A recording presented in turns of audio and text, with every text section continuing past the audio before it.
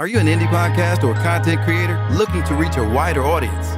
Look no further. Introducing Podcastic, the ultimate podcast network designed exclusively for indie creators like you. At Podcastic, we believe in the power of unique voices and fresh perspectives. We're here to amplify your passion and creativity, connecting you with the growing community of engaged listeners who crave original content. Podcastic is more than just a platform. It's a support system built for indie podcasters, offering a range of resources to help you succeed. From tailored promotional campaigns to professional production assistance, we're here to help you shine. Our intuitive platform makes it easy for you to be seen and heard. We do all the heavy lifting for you. You just show up and create. Plus, with our advanced analytics, you'll gain valuable insights into your audience's preferences, allowing you to refine your content and grow your fan base. Ignite your passion, expand your reach, and thrive with podcasting. Visit our website at www.podcasticlife.com to get started. Podcastic, the home for indie podcasts and content creators. I pray that my love for you is bigger than what my parents have. So you must be my daughter's new friend? Candy, let me ask you a question. Oh, so this him? This the man that comforts you more than me? Mama, all men ain't like daddy. That's not fair! Rise and grind, wanna show at 9:15 a.m. Monday through Friday, great conversation, guest appearances, 'cause you experience us on the cusp of blowing up. Boom. Wake up, wake up.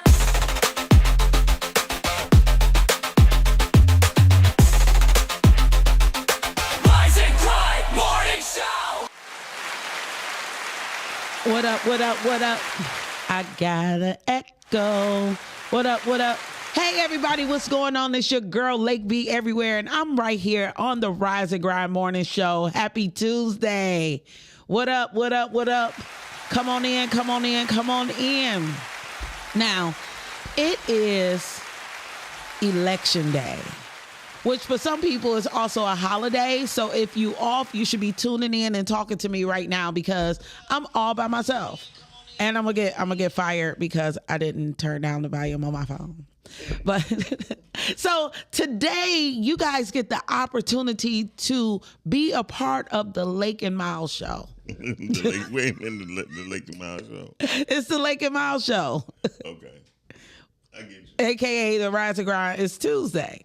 So good morning, Mark. What's going on? Good morning, Dorian. What's going on, Dorian? I'm gonna need one of your long ass salutations today because it's just the two of us. So feel free to call in. So one of the things that I was thinking about is this weather, right? People should be extremely, extremely happy right now. You know, the weather has been weathering, right? Is that what I should say? The weather has been weathering. That sounds good. Okay. So Sunday, I had the opportunity to tailgate for the first time downtown. That was your first time? That was my very first time downtown. You're like, you come in? Yeah, I'm like, we down here. It's like 57 degrees. Like, I need people out here. It was supposed to be a family and friends thing, and I didn't have a family or a friend. Oh. I know. We don't have an all button. Good morning, Mark. We need to make one. Oh, for me. But yeah, I guess I didn't have enough people that wanted to get up on a Sunday to hang out and watch the Lions lose. Yes. Yeah, we need a co-host. You coming down? You should be off today. Is election day. Yeah. Why they ain't never off. Right.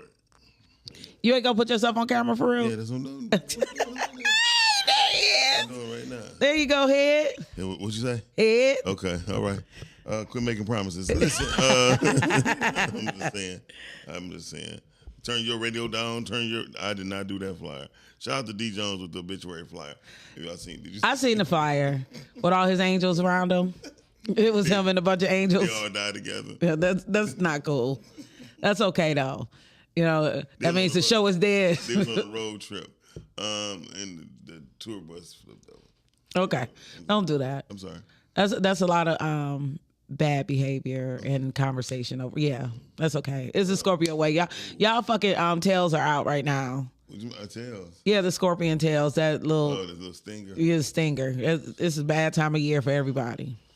Yeah. Yeah. Everybody gonna get it. Yeah, I wish what I wouldn't get anymore is another invitation to another fucking birthday. Mark said we had to start promoting gratitude, grateful for this good weather, not happy. I know that's right. What do you mean grateful but not happy? About the weather? He said LOL, sweetie. LOL. Oh, okay. He said LOL. Okay, we come on, slide through. We right here. We here. My biggest fear about the weather is that it seems like it's pushing it back. Like, this is November. You know, it's kind of how I feel with my birthday being in March. Like, by March, the weather should be clearing up. No, it's still March. I mean, I know, but it's like it'll be clearing up soon. March is almost like the worst month of coldness. Well, February is the worst month of coldness. Good morning. What I know, Richard said good morning, Lake and Miles. Hey, good morning. But by November, I should have already purchased some boots and a coat. And I ain't bought shit. I am not prepared. By November 15th. Okay, so you saying by next, what is that, Friday? Yes. I should have some coat and boots. At least some boots. You think so? You don't got your coat from last year? I didn't have a coat last year. I was planning on buying it in the summertime. Right. But So you like me, you're offspring. I'll be off-season buyer. I would like to be an off-season buyer, but my pockets ain't set up that way. I mean, that's why my pockets set up that way. I buy my winter coats during the summer. Right. It's cheaper. It does be cheaper, but like when the summer come, I realize that I don't have enough summer clothes, so I be on my summer shit. You know, but I want to be better about that. I really want to be better. Okay. Y'all know I be. He like that shit. Stop it. I can flirt with you now. No, you can't. For absolutely no reason but to get on my own fucking nerves. Right. But I ain't offended nobody no more, so I'm going to do some dumb shit. I'm on my dumb shit. Brittany said me either, late. Right. It's hard to plan that way. Hey, Brittany. Like, you just in July buying coats.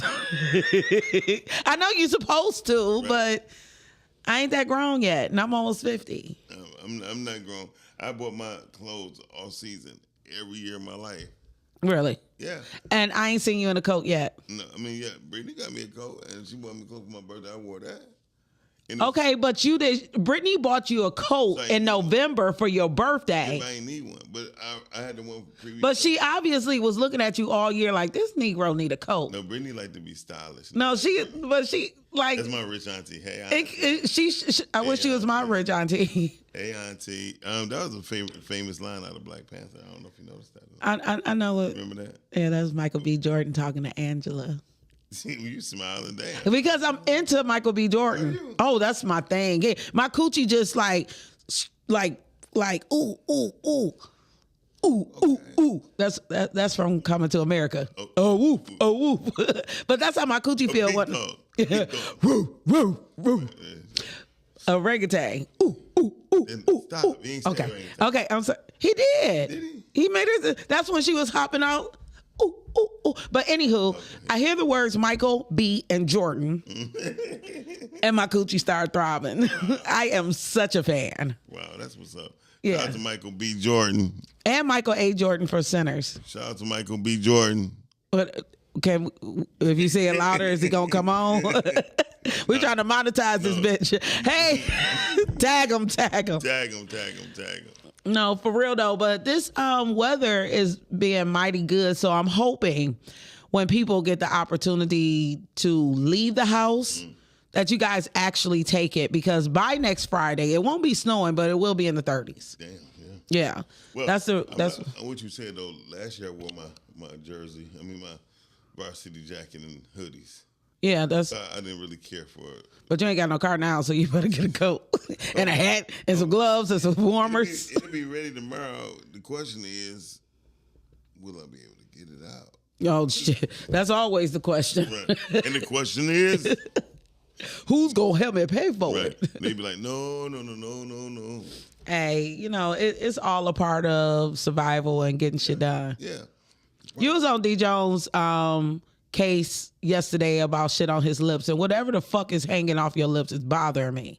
And I gotta look at you for the next 2 hours. Do something about it. You need some lip gloss? No, shut the hell up. No, you shut up. You got double wigs on today. Listen. I ain't got double wigs in there. I put this in so it could be pulled, and now I could have just wore a wig.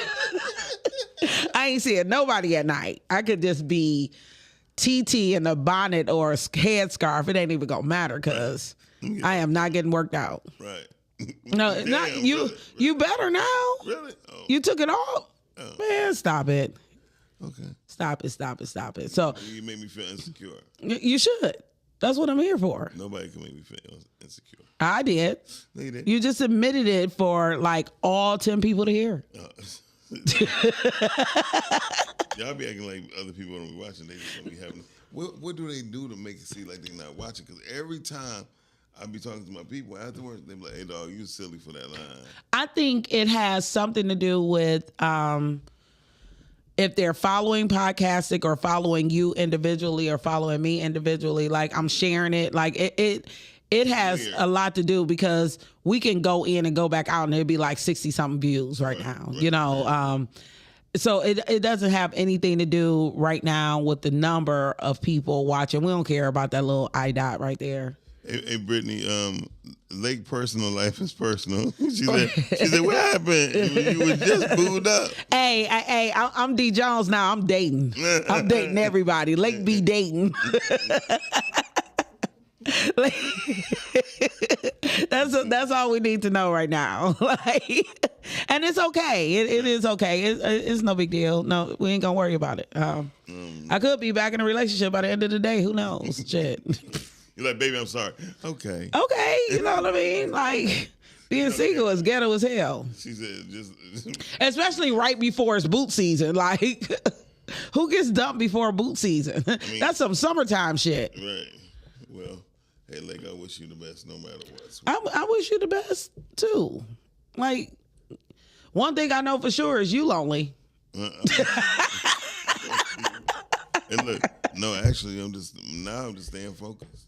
Yeah. It's giving me more chance to be focused. Yes, people be watching. Hell yeah, they be watching. Brittany wanted to tell me something, but she ain't tell me.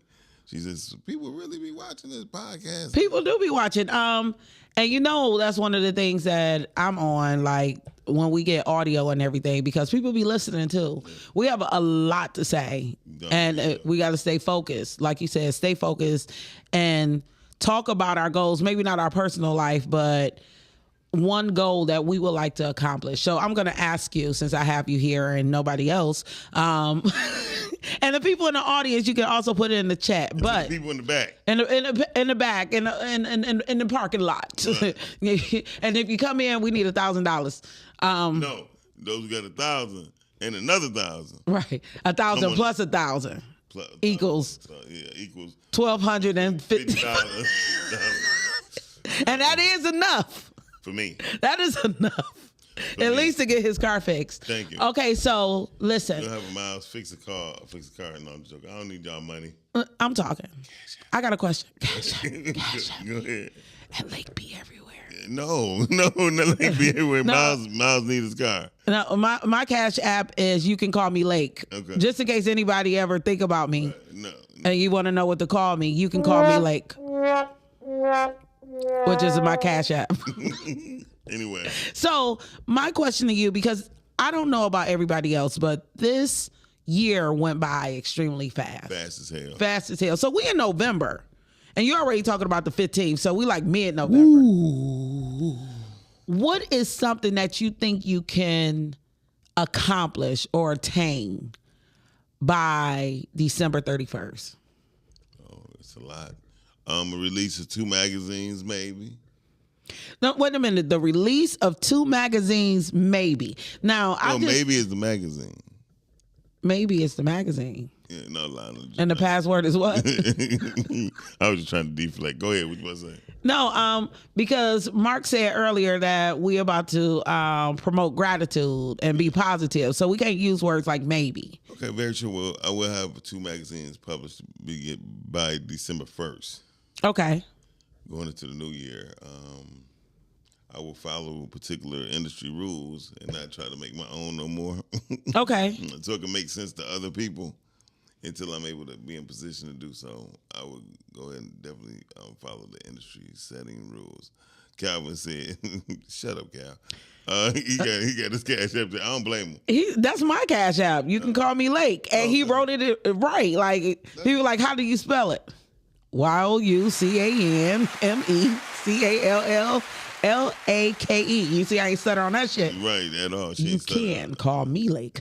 No, but definitely, I can accomplish a lot. Right.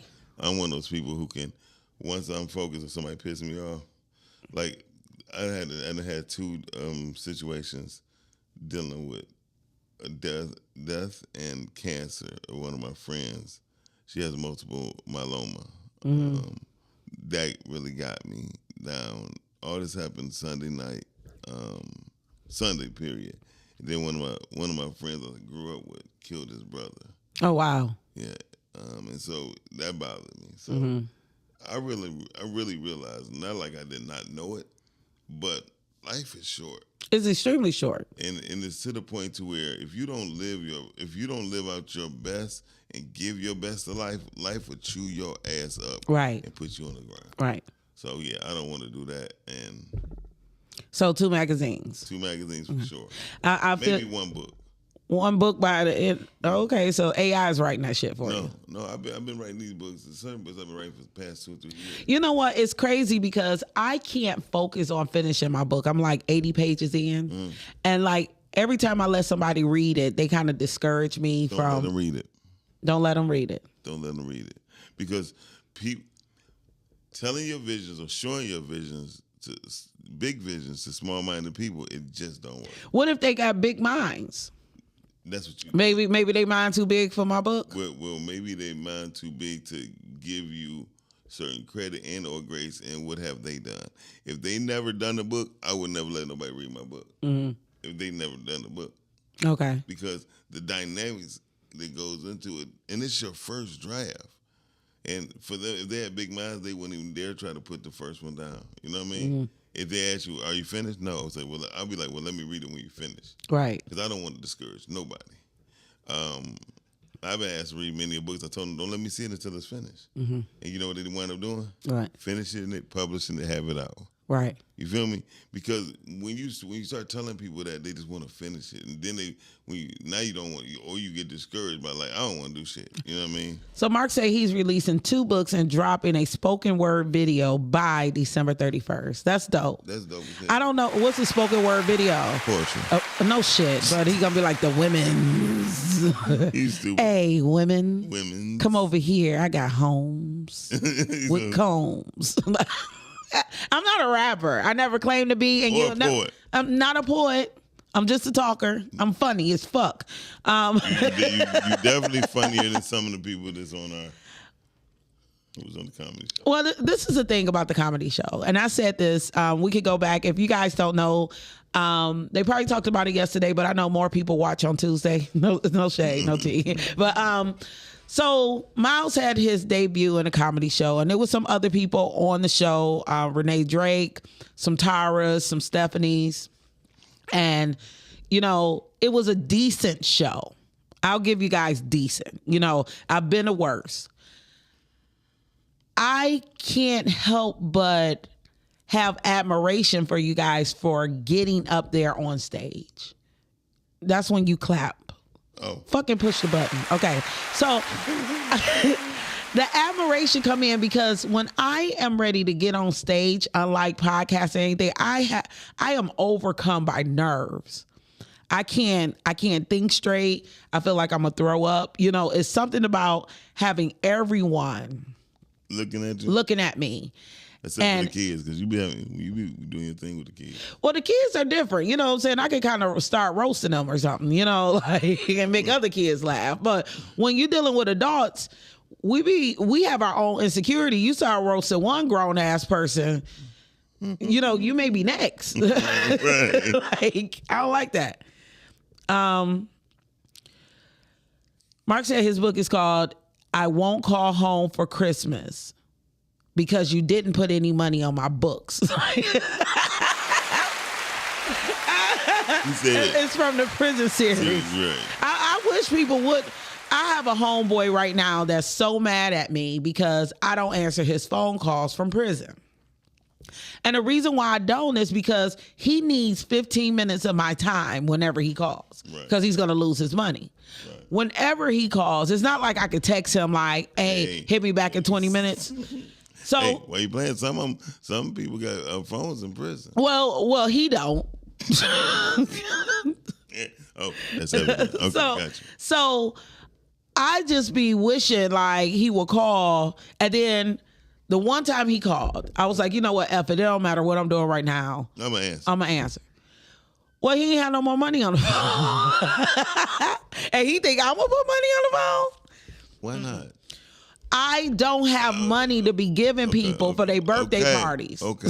You keep bringing up birthday parties. I can't get, and I'm not putting nothing on anybody's book. I'm not set up for that right now. For 6 years, I was putting money on my son's father's books.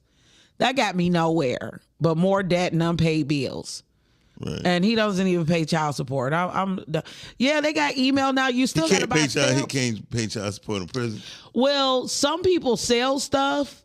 Well, now what my homeboy ended up doing when he was at the prison, he was selling things to other prisoners and then having their family cash at me. So he had about $200 that he had sent to me in a month. Yeah, but then he wanted me to gamble with it. So now he down to $20. He's so stupid. He is stupid. I wish. No, I said you so stupid for bringing that up. Well, it's the truth. Should that be in my comedy show? No, Mark, they do have email. And email costs stamps. You got to buy stamps. That's called JPay. Oh, yeah. Yeah, that still costs $5 for 50 stamps. Trust me, I've been doing this for 10 years. My son's father will be out of prison next month. Oh, really? Yeah. Oh, wow. Don't clap for that shit. Wow. Please don't clap for it. That's a whole nother story. Oh, God. Well, bringing us to our topic, though. The topic. Stigma moving back home in the Black community. Wow. Just to give an idea of a little bit when it comes to my son's father, someone who is getting out of prison after 10 years, and I wish him the best. I hope that he's able to move home, because the first time he did a bit, and the bit that he did, he was honestly trying to defend his family, but that took him out for 4 years. When it was time for him to come back home, there really wasn't a home for him to come back to, like where you feel comfortable, because you don't want to get out of prison and then feel like you in somebody else's prison when you're a grown man or whatever, So he started doing things to try to live life normally, which eventually led him back. But I can't tell his story. Maybe we can get him on. Maybe we can get him on the show. He gonna get patted down though when he comes. He a felon. If he want to rock a gun, he can go back. But he can't even carry a knife. No, he can't. He can't even carry a bat. Luckily, King don't play. No, but the stigma about moving back in the Black community. It's a lot.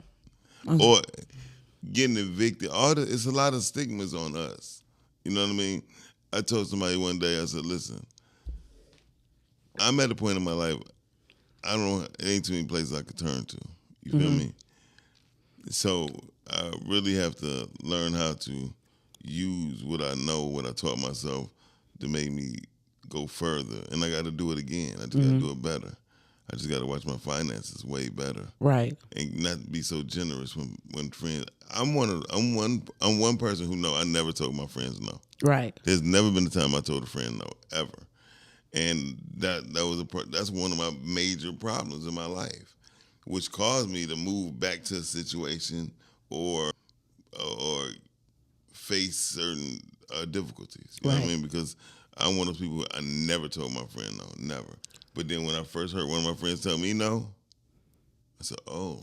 Well, I've always been one of those friends that people came to. Right.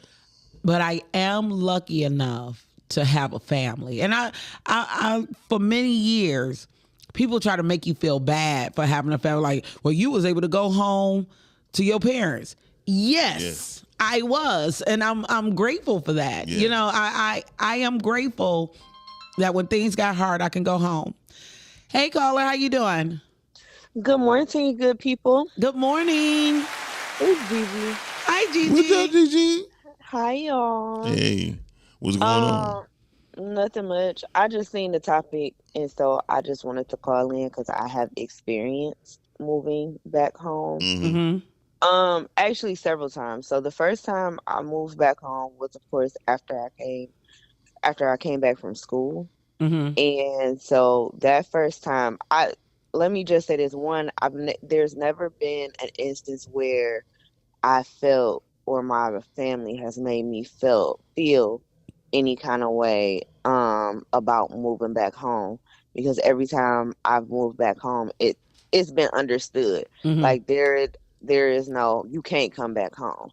Right. So I feel like, one, in our community, when they be like, oh, when you 18 you got to get out, other cultures, they don't foster or make their people move out. And I think that's an issue in our community, is that we push people out before they're ready, like our kids and stuff. Absolutely. Out before they're ready, without any type of preparation, without any type of fostering that type of responsibility for them so they could be successful, which Right. caused them to come back home. Right.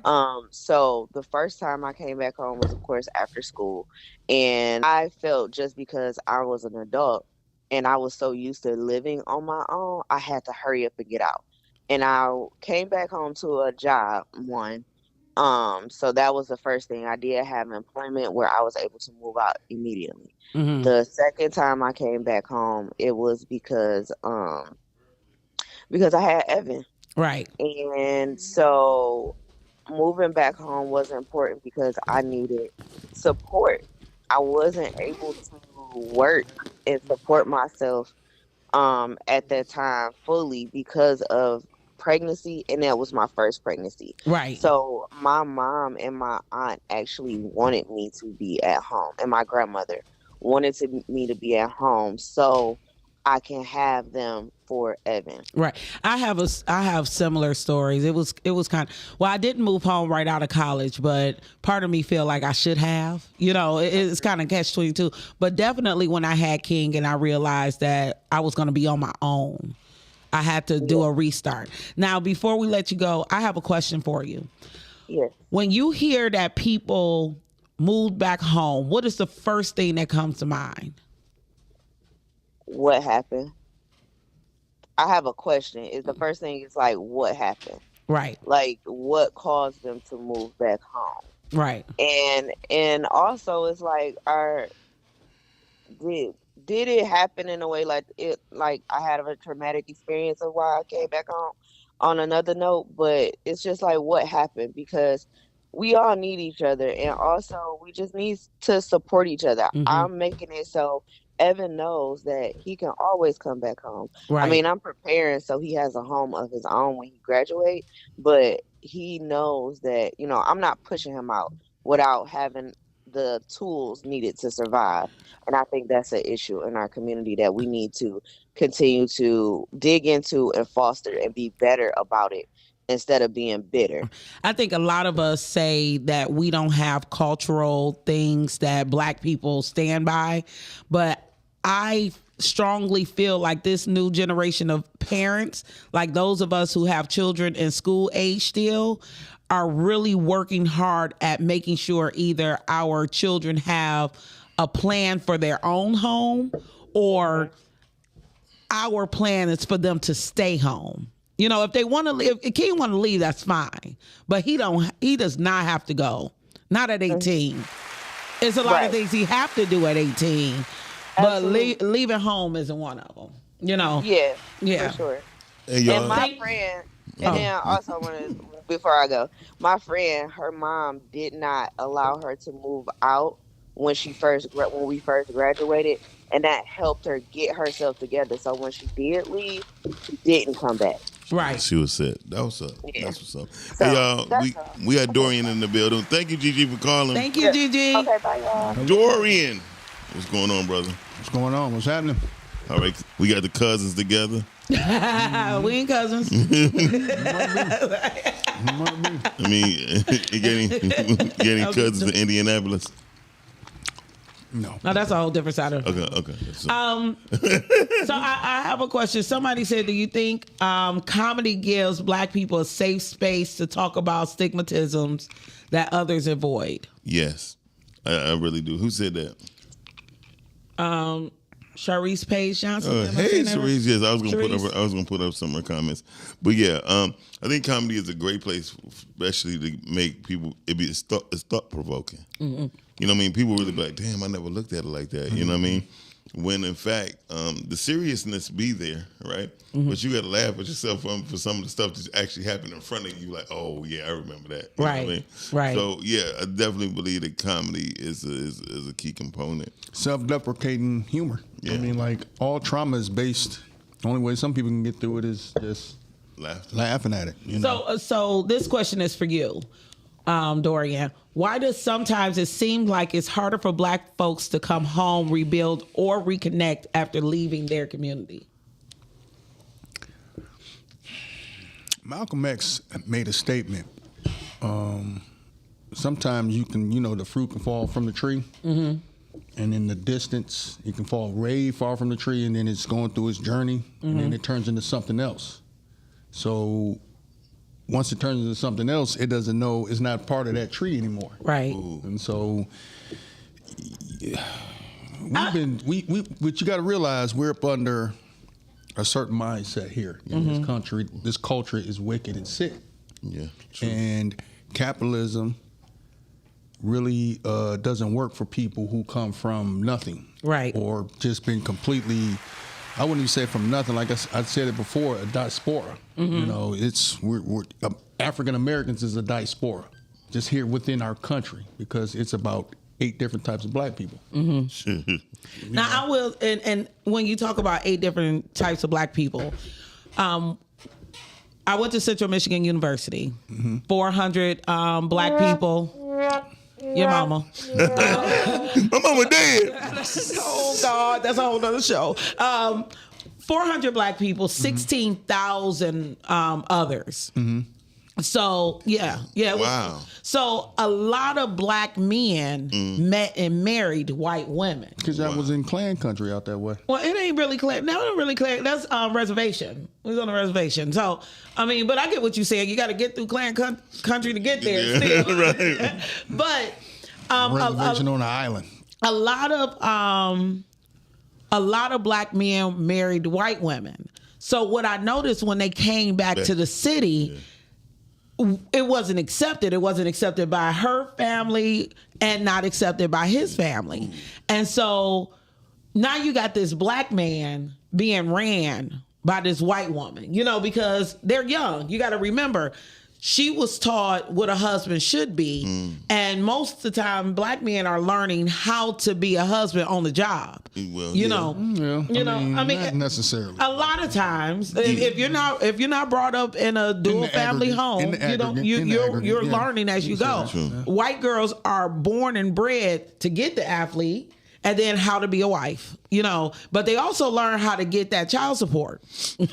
I mean, it was made for them. Right. So what I seen was a numerous amount of black men being broken by white women. And then when it was time for them to come back home, we didn't have an open arms for them. We didn't have OJ any effect. Of course, look, same how y'all be feeling about the MAGA people who voted for Trump. I'm seeing a lot of people like, well, just, you stay over there with it. Like they can't, look, the prodigal child does not exist. Mm-hmm. Right. You can't make a mistake. You over there on that side, and it's really about picking sides in a sense. But I don't know too many brothers that will just come back after dealing with a snow bunny, being married, or in a serious relationship, because I can personally say I have sampled all of God's many multicultural creatures of females. But because I was from a black woman and I had a black dad, okay, I'm one of the outliers. because my father was the whole time. Mm-hmm. So I couldn't bring no white girl home. Right. Just out of respect for all the black women in my family. Like, look, I could play, but I can't stay. I'm gonna have my fun, and look, some of them good friends to this day. But Deuce is wild. I gotta always represent where I come from. Like even Jalen Hurt dad said, we cut it once, you can't cut it twice. Exactly, right. Can't put a 4 on it. So Tell 'em Tam said, being able to move home allowed me the ability to get my own home once I was ready to leave. I was blessed to have a family that always made sure that I knew I could come home, whether it was making sure I had my own or that their doors was always open to me. See, if people use period and punctuation marks, I can read. It's the run-on sentences that have me stumbling out here. Tam better know how to make a sentence in proper paragraphs. Why? Because she's a bookworm. Okay, I'm like, is she a teacher? No, I don't know. But I do believe that idea of open homes, especially for African American girls, are more open, would y'all say, than it is for boys? What you mean more open? Like, I don't know too many girls, unless she chose to just be a total bitch when she was in her teen, that couldn't come home. Oh, you got some 15-year-olds. You be like, when you turn 18, you can't never bring your ass back here. No, true. No, very true. But I would say this: I heard more the child being female being kicked out the house more so if a mother is running the household. More so if a father's there, the father's like, can bring your ass home. Right. You know what I mean? When a woman is in the house, it's sad that when there's a girl on or woman on girl or mother-daughter situation, they start to treat their daughters like friends. Right. Right. And so they start to gain this bitchy attitude towards their very It's competition. Yeah, it's competition. Listen, they be like, bitch, you changed my period. You know what I mean? Right. So, I understand that. So they be all off on each other. Shut up. Yeah. Oh, my bad. Go ahead. No. I see the black women daughter dynamic from a totally different way. Okay. What I've seen is, especially now, I've seen females get kicked out the house. Mama may be running the house, but dad was like, nah. Right. Somehow there was a male in the house and he got kids with her, and the oldest daughter is super rat. Right. Now I will tell you that when you talk about blending families, that's a whole different situation. My mother, and I'm grateful for it, she wouldn't marry my stepdad until I was out the house, which was part of the reason why she pushed me towards college, because he's not my dad. Mm-hmm. Now if it was my dad, usually daddies don't want their little girls to leave, Right. Stepfathers are more, here for the wife. Yeah. It's nothing wrong with it. With the baggage, look, I'm trying to, parcel off some of these bags. Right. We said, I'll help you send her to college. But the dynamics I've seen with the younger mom, with the daughter who's growing up, this sort of competition, this competitiveness and this bump in the heads, this... Even competitiveness with their ratatouille-ness. Yeah, with the ratchetness that rides within them. Yeah. And...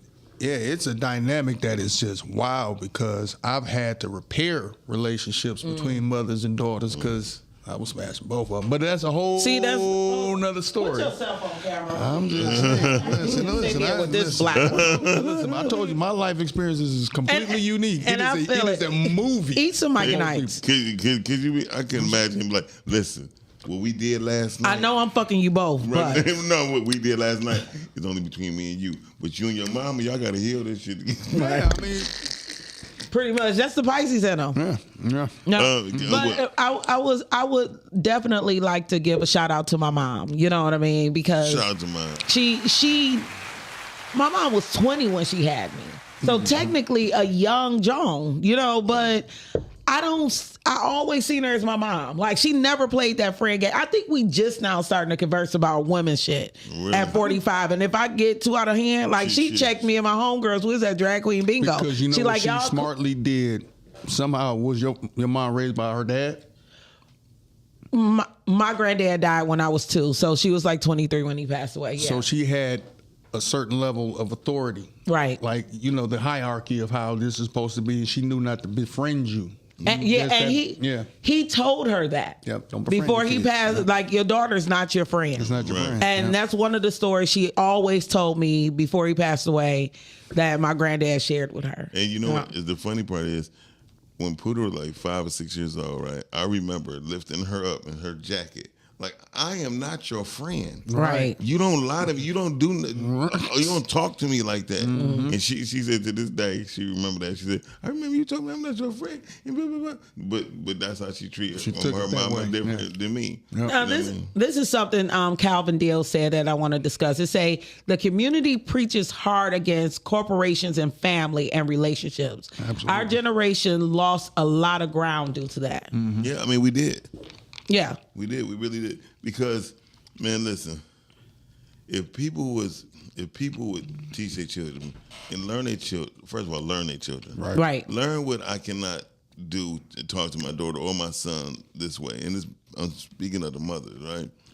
I bring this situation up many a times. I was dating this young lady and she wanted me to come over. I said, well, I'm not going to come over your house and spend the night until I meet your son. Right. And I can't meet him at nighttime. I got to meet him during the day.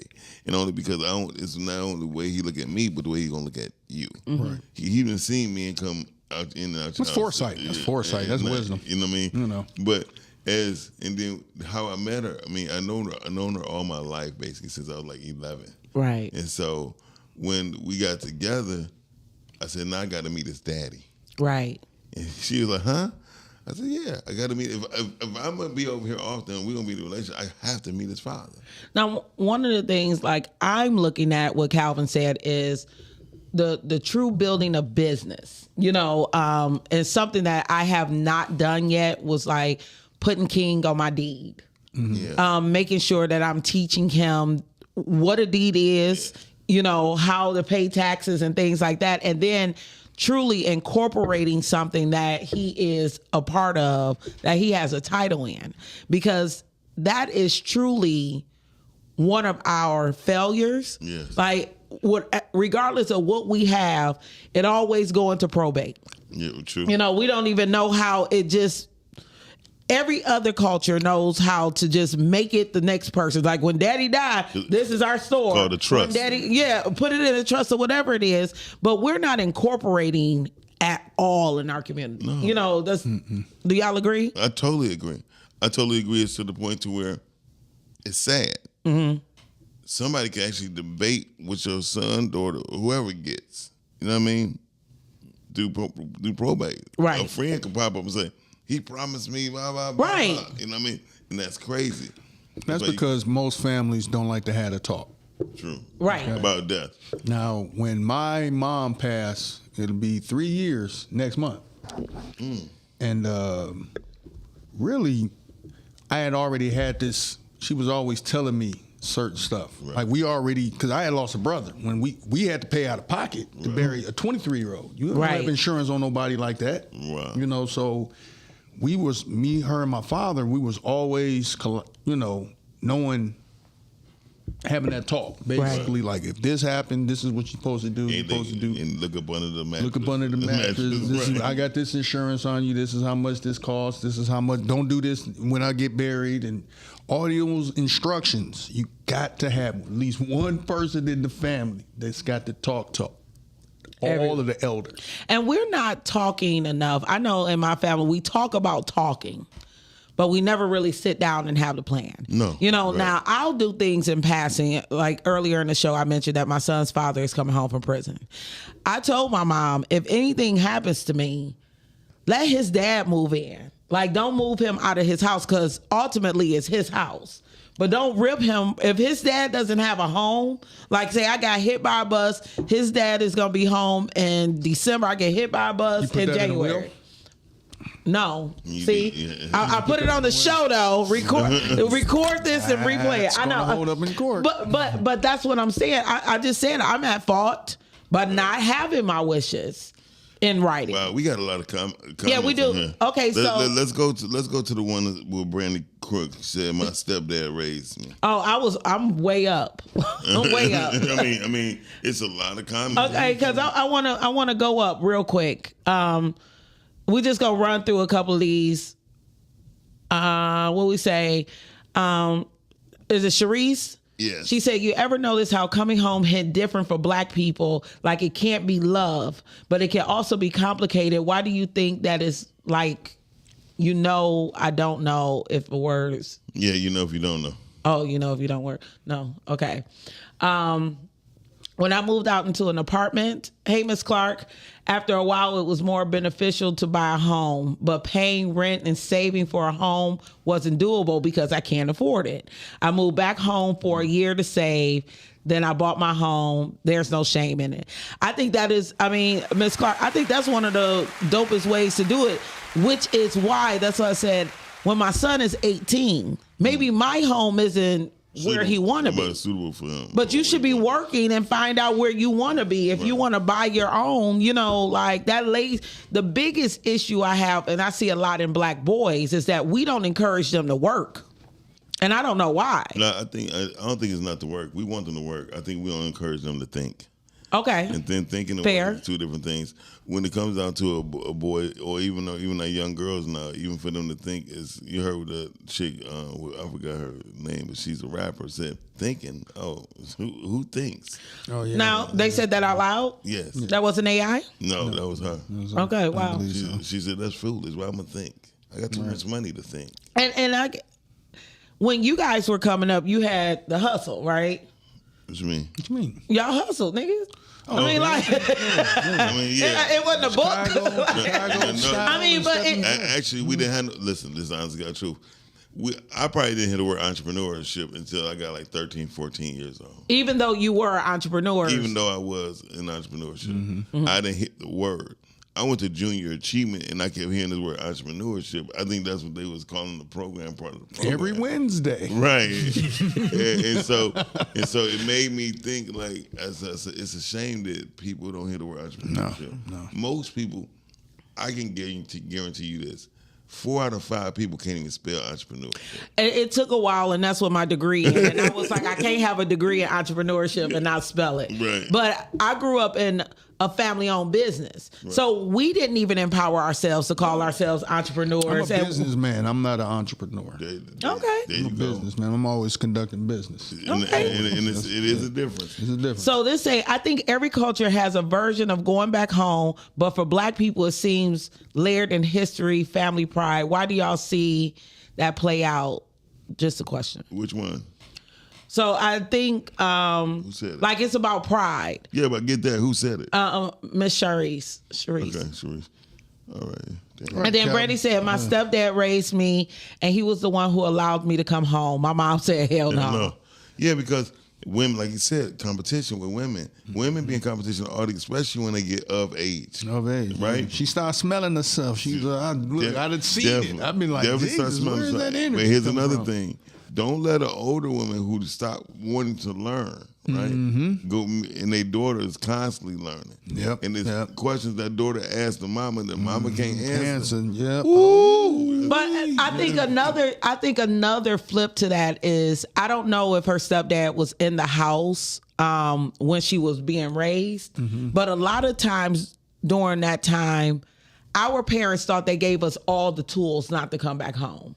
So asking to come back home in some way, shape, or form makes them feel like a little bit of failure themselves. I think, and it's like, what you need to come home for? I done sent you to college. You're supposed to go to college, get a job, get a place, and don't come back home. Well, a lot of times I look at it like this. Quiet as kept. Y'all getting old. Y'all going to need somebody to look out for you. Right. Let me get up on my feet. Quiet as kept. If this going to be mine, then you going to look. If we didn't have that talk, and you got a trust or a will, or you didn't figure it out, I'm on your insurance, who's going to be the beneficiary. I got gap insurance on certain loans and mortgages and stuff like that.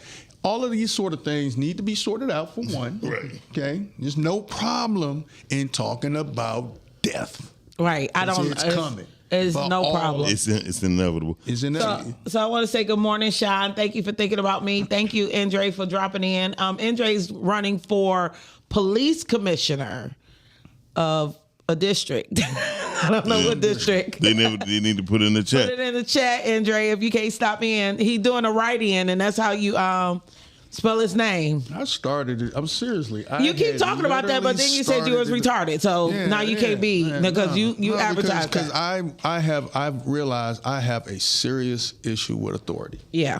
Yeah, and I don't blame you. And this is what happened in the workplace too, right? Mm-hmm. For I'm especially say us.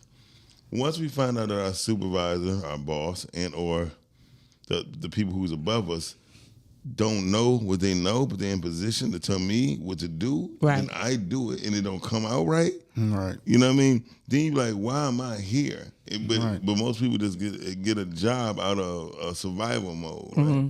So they don't really is programming. True, no, for the bottom line, but most people don't understand programming because you say programming. We've been programmed forever in a sense. Yeah. But I've learned that when you know more than your boss, it's just time for you to move on. Chocolate, is there a reason why you're not on camera? Oh no, not at all. Y'all look so good. Well, you know what, Miles, is the emperor has no clothes theory. You know, like you're naked up under there. You know, right? You full of shit. I used to have a supervisor. He used to every Tuesday we get paid Tuesday night, and he would always be late because he had a serious coke addiction. Mm-hmm. And I'm like, damn, dude, like, and he was a fuck up to the highest she was degree. just telling me about I need to get a coat. He just had to jump in there with some whack ass joke. I'm sorry, he can't help it. I need new material. You know, we get cocaine. Oh, okay, I'm sorry. Cocaine. Okay, I'm sorry. But no, you don't need no coat. You don't need no coat, right? You be walking around naked. A lot of things you don't need a coat in. You have some shorts on with a hoodie. You good? So Tam said there's a blending of people who come home to reset and those who are less responsible as adults just living off their family. I think people don't want to be looked at that way. And I 100% agree with that. I fought it for a really long time. What? Did you? You know, like coming home, because back to how I was raised, I felt like coming home meant I was going to be a failure. Yeah. I left home at 17 and it was hard. It was hard out there. It was hard. So you know what? I feel like too, it depends on your circumstances too. Like if you got mom at home and she was stuck, because some women, some moms, like even for my homeboys, like they had single moms as mothers, and they was mean in the mug, right? Then you had some that was like, come on, you know, I don't care. Yeah. You know, could figure it out. When you think about it though, we're probably the whites and the blacks, right? Mm-hmm. We're probably the only two groups that really push and shun our children away. Right. For that. I don't think, listen, I know some white folks, You might know the No, he said they what? And that's what I'm saying. You know some white folks that what? That are like remote controls over their kids' lives. Mm-hmm. Like they got a hole open and it's like, and I'd be like thinking to myself, like, you know your kids can't afford this house, y'all gonna try to leave them, right? But they pushing them in the direction where they have enough money and to do it. Yeah, and they believe in owning property and land and paying it off before you have to. But just look at this. So we're looking at the culture of people, right?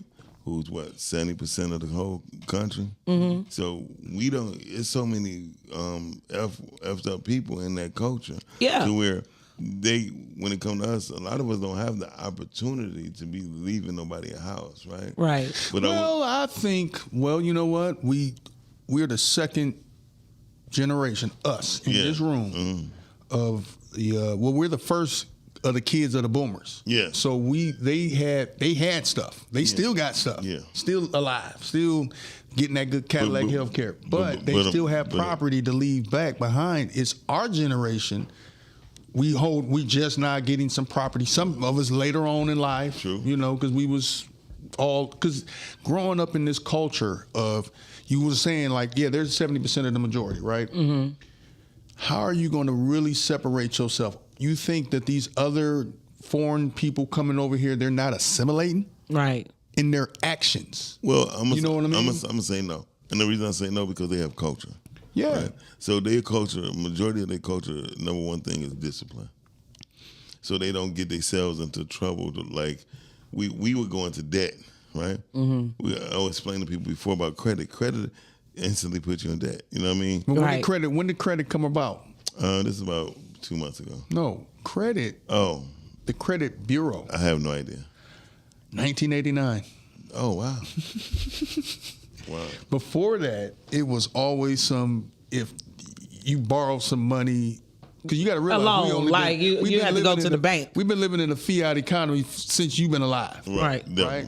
There's been no gold backing anything. So credit, you had different credit bureaus that would be different. Like you would go, your mom and them would go get a credit card. But it's from the bank. And it would be, really, banks weren't even the original credit cards. You had credit card companies that were basically funded by the Chase banks. Kind of like how you see now with the check cashing. You know who really that is? That's the major banks. Okay. That's their what I like to call their double entendre. Shit. No, it's their loan sharking part of their business. Absolutely. That's the loan sharking part of the banks. That's them legal loan sharking. Think about it. Anything over 29% interest. You might as well get you a dude in the street. You got on my case about that when I mentioned 29% interest, but it's a thing, and people taking the money, not knowing 500 get you 1,500. I just feel a lack not of, me, like but Miles said too. It's a lack of discipline because remember now, we're 8 different cultures in one. I want to go back to something that you said when you were talking about we're the second generations of homeowners, but one of the things I realized, we still don't know how to keep and obtain the first home. Like a lot of people, when our parents or grandparents passed away, their children lost the home. Yeah, because the first thing you're thinking about is like what Miles saying, the discipline part. Right. You know, like but you were young, but true. No, very, very true. Right. Yeah. I mean, it's different when you a child, and imagine, like you said before, if it's not all set up. Mm-hmm. But you have people nowadays, they don't want their grandmother's house. They don't want to live in Detroit. That's why your voter turnout is so low in the city, because you got half homeowners and over a majority are renters. They can be in But you can vote and rent in the city. People just lazy and they don't want to vote. Absolutely. But see, here's the thing. Some people don't care about what's going on, because if I'm going to move to Southfield next year. Exactly. I got you. I got income tax check or this come to play or whatever. But us owning houses. Right. That's important. the lack of discipline, like Miles is saying, in our diaspora. Because you got some blacks that know this and they still got stuff. And then you got I hate to say the majority of us, granny died. Who gonna sell a house and we all trying to split the money? She left it for all of y'all. Yeah. She left it for all of y'all. She did it for y'all to something to have. Nobody in the family. You had people, the brother-in-law, the sister. Nobody wanted to fix up the house for granny. Nobody wanted to improve it. So the first thing y'all want to do is sell it. And then you wonder why you ain't got no wealth. One thing I have to give a shout out to my family. When my grandmother died, the siblings understood that was their house. It had to be collectively sold or sold to one of the siblings. Right. And someone in the family will live there until it's ran as a business. And then everybody in the family, if something happens, it's still their property. So and their money. My cousins are coming over, cutting the grass. My papa go over and clean the gutters, because we have to obtain this property. We cannot lose it, That's dope. And the person who lives there, which is family, you have to pay the tax. Can I ask you a question, cuz? Can I ask you a question? Yeah. Your people from Haywood County? Haywood County. Tennessee. Yes. So is mine, right? Right. There's only about 4 families. The Whites, the Jelks, the Delks. The Helps? Help me out understand this. Look. What I'm saying is that whole county was around it was white farm owners and all of that. They was the sharecroppers, right? But the black people owned the churches. They owned the businesses. They own pretty much throughout the whole. That's Ripley. What Tina Turner talking about Nutbush City it's just a road. Right. Like you got the place called the Bells up there. It's not these unincorporated towns where black people lived at and they have land up there. They got plots of land, and really that's how my great grandmother had a juke joint. Right. She had a juke joint. I realized. And I'm just clapping for my family on this house, because prior to this is only the second house that we've been able to, so far I've seen kept. Now we're gonna scroll up. Dr. Calvin Mann said black males are starving and they need fatherhoods to keep getting involved. Yeah, that's very y'all. true. I don't understand that. Tell me why it's very true. Because the black males, especially of America, they the least protected, they the least sought after and looked after. Mm-hmm. The programs that's out for boys is bare minimum, right? In the sense of for a female, y'all have programs and money's reaching over $8 billion a year, right? Just in programs. Yep. And the boy may get $100 million, if that. That's for the whole country. We fell in our black boys. Yeah, we fell in our black boys tremendously because the only way. I like what Nipsey Hussle said. The only way a boy can learn how to be a man is through another man, or they learn on their own and through hardships. Right? A woman don't have to go through that. You know what I mean? She just don't. And when we say that, it's not like, oh, here we go going against each other again. No, it's just the whole truth. If the fatherhood is not involved with a boy, it's gonna be very hard. Miles, why do you think that's the case though? I don't. I mean, and people say it all the time. It was black males because it was targeted. I mean, bottom line, go back from. I hate to keep saying it, but go back from slavery. If you disrespect or that show the black woman she is not protected around that man, she won't trust the judgment or the leadership of him. But what about how she will react to her son in the absence of his father? Also, you mean? Well, no, you can't say also without finish saying what you're saying. That shut up. that literally, a lot of it is, I feel too, within this current generation, because we could talk about the drug in the 80s and 90s, how it took away a lot of fathers, right? We can go back to the 60s and 70s and just say how heroin and all of that stuff took black fathers out of the household. But today, I feel that a lot of black men feel guilty. It's like, they're acting the way that we were acting 20, 30 years ago. We championed gangster rap. We wanted the gangster movies. No, we didn't want it. We got it. You know what? How you know we wanted it? Because we kept watching it. No, and listen, it wasn't just white folks buying it. No, it wasn't. And indulging in it. No, it wasn't. It was part of our culture. But no, it wasn't available to them. They didn't have those things in their neighborhoods. I'm gonna tell you what. To this very day, regardless of what most people even think, but I'm gonna show you something. Drive through the white neighborhoods, right? All through Gratiot. They don't have no high McDonald's signs in there. Right. They're very low. You know what I mean? It's only our view of driving forward. That's why you can't even know. Unless you're in Mount Pleasant, they all high. Wait a minute, because it's a college town. Yeah, exactly. Because it's poor nourishments, right? They let them know, like, hey, this is that. We ain't vouching for this. Even with the liquor stores, you don't see no big liquor store signs up in them areas. Well, one of the things I want to rewind back though. Okay. And Dorian was kind of hitting it on the head when we were talking about lack of fatherhood and this, that, and the other, blah, blah, blah, blah, blah. Well,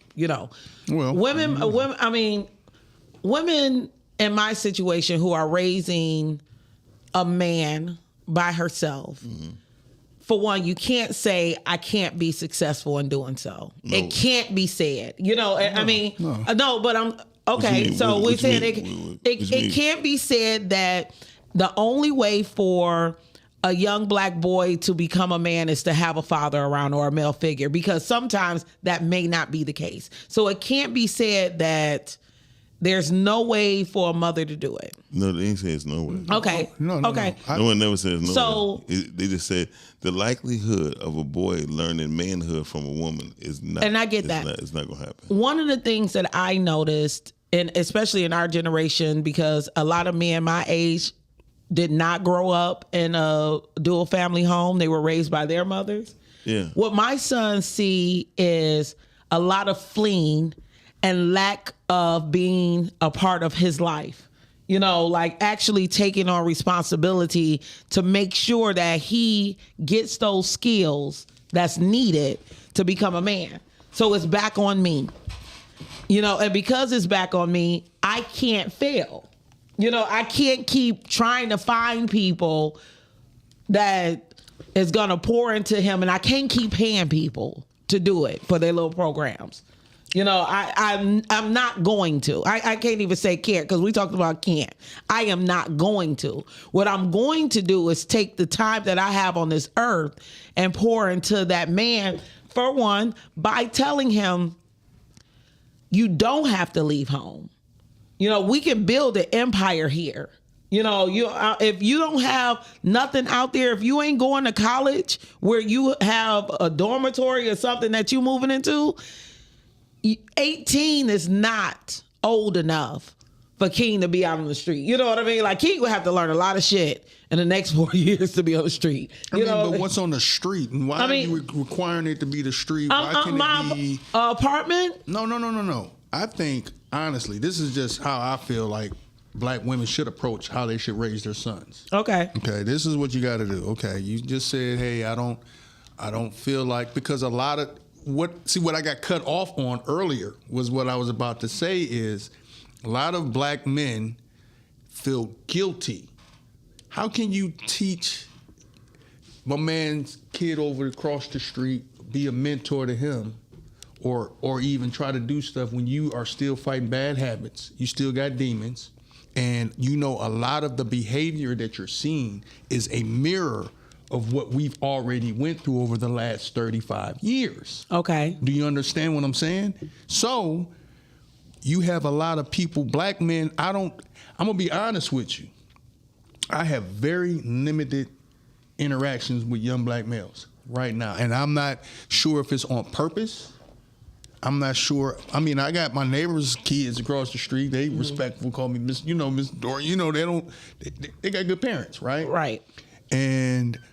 But my interactions with young black men under the age of 35, probably 40 at this point, is pretty much none and void. And honestly, I got friends that are PAL coaches. I know dudes that are mentors who have businesses who are like, they'll bring them along and teach them stuff.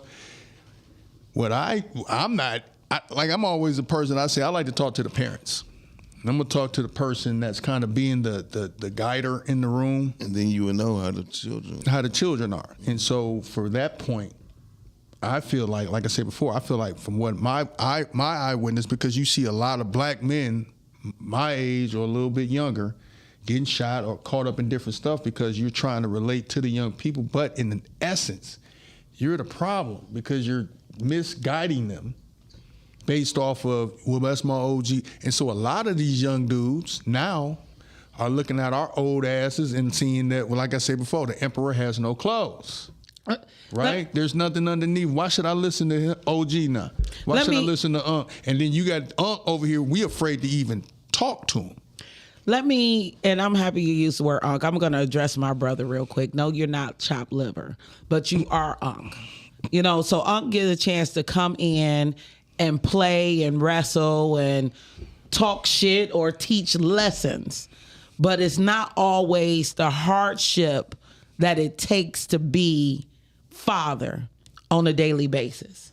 I mean, it's a good structure. Like my son sees my brother every day go to work, take care of his family, and he speaks highly of being able to make money. And my son talk about making money so he can give it to his family. Right. That's dope. Yeah, kinda. No, kinda, because I still protect my brother and he ain't doing much for himself. He ain't doing shit but doing shit for his family. Barely doing things for himself. And so what my son is seeing is somebody sacrificing all the time. And that's what's wrong with that, because honestly, that's what a man, I hate to say it, fellas, that's what we're supposed to do. That's what you're supposed to do.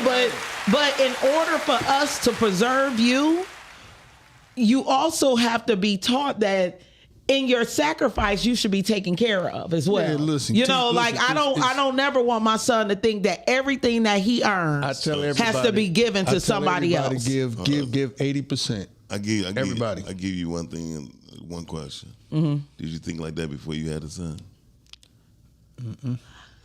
That's not 100% true. No, I would say yes. Okay. The reason I say that because guess what? Most women do not. I know that. Because most women are taught a man's supposed to take care of his family. He didn't say what part. He didn't Wisdom say got you thinking like that. Right. Experience got you thinking like that. So- I grew up with all women in my family, so I was taught to take care of myself. I wasn't even bred, and it's ridiculous now, and sometimes in some of my choices because I don't even know how to be taken care of by a man. That's been in your life, whether Exactly. they create a king or been around king, cousin, brother. Those are influences. That's like, tattoos of your soul. Those influences have made you look at it like, yeah, don't give too much. Look, like for the dude, don't be a beast of burden. Because I'm like, yeah, you got to give it all. Right. But I know too, all could be 80%. Say 20% for yourself. Always. I mean, and that's okay with the 20%. I just have watched so many black men die giving up everything. True. Because and I just don't want my son to be that person. And so when my son looks at my brother, he sees somebody who's giving, literally dying, since you want to talk to me in the comments, to give everything to his family. Wait a minute, but so did this. That's his business, but I'm his sister, so I'm going to say what the fuck I mean. Guess what? As much as you saw many men die, you saw many women using the men to do that. I know that. So I know that. Listen, so the thing is, this is what I be speaking to. When women tell the truth, all the lies come out about them.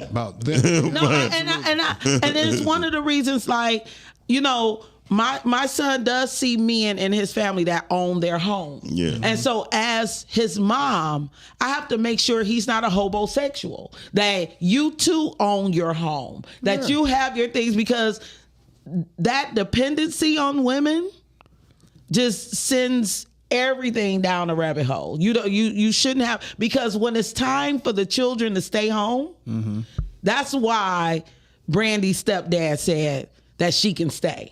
That's why my stepdad opened up the house when I came home pregnant with King. It was like, my dad kicked me out the house 2 times. Well, you wasn't pregnant. And my brother had a house in West Bloomfield he just bought. Gave me the key the first day my father dropped my clothes off. He pulled up like a broad, like, take your shit. Brother was like, you can stay with me. But that's right? What family that is what. But then he got killed, so I moved back into the back with them for a minute, right? Yeah, but see, that's what I'm saying. So, do King know how to iron his clothes? Well, iron no more. What? Okay. You ironed the pants? Yes, actually I did. They don't look like it. So, hold on.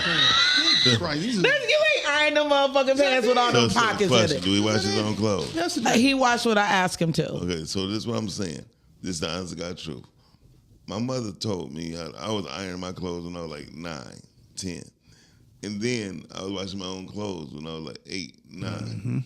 Anything that did deal with fire, my mama gave me the responsibility to do. And the reason why, because my father wasn't in the house. Now, I have my boy, his kids learn how to 5, 6, 7. He don't give a damn. He was like, hey, I'm not your maid, I'm your father. But I got a question, like, your homeboy, did he have a woman in the house? Yes. That's a whole. I mean, we're gonna stick on task in the subject. We're gonna stick on task about the stigma of being able to come back home in the black community. I was about to get to that because the reason why he do that because he did have opportunity to come back home, right? Unfortunately enough, he learned that when he came back home because he was in college. He came back, graduate. He got an interview, can't iron his shirts, right? His daddy's like, what? What's going? No. Like he was pissed. He took that in his head. Like he said, how did your who was ironing your clothes? My mama. And he was like, okay, we gotta stop all this. Let's get back to the fact because his father moved back into his house after his mother had a slip and fall accident. If you know back then, people used to have slip and fall accidents all the time. And so she had a slip and fall accidents that messed her up, paralyzed her on the left or right side. But he been on his children. when his wife was like, I'm buying them toys, but no, you better buy them something that they can work. She was spoiling him. Yes. She was making their life too damn easy. And so when his child was like 7, right, the oldest asked him, Mama, can you wash my jeans? He said, wash some clothes, take 2 buttons and a sprinkle of soap. Well, my son definitely knows how to wash clothes, and I got to tell him when to wash. But we also, But that's a discipline. I mean, we also are in a different time where we have an abundance of clothes. You know what I mean? Like, we don't have to keep washing. I wash because I want to wash, not because I have to wash, you know, just to make sure we keep a good rotation of not seeing the same clothes over and again. Having a good system of order within your house will always provide peace. That's the first place you're going to start. Like, I don't have order in my house. That's what was taking me so long. That's why I got these raggedy ass work dungarees on. Yeah, I'm that you iron. Yeah, I iron these. You ain't iron them damn. Listen, I iron them you yesterday. iron. Yeah, I know how to iron. I don't even plug in my iron. But you know what? And I never have, and I come from an ironing family. You know, That's why you been probably tired of They're it. tired of it. That's all. Yeah, that's what I'm saying. That's what I'm saying. I mean, listen. Right. Are they got the Niagara spray on them joints? No. Yeah, no.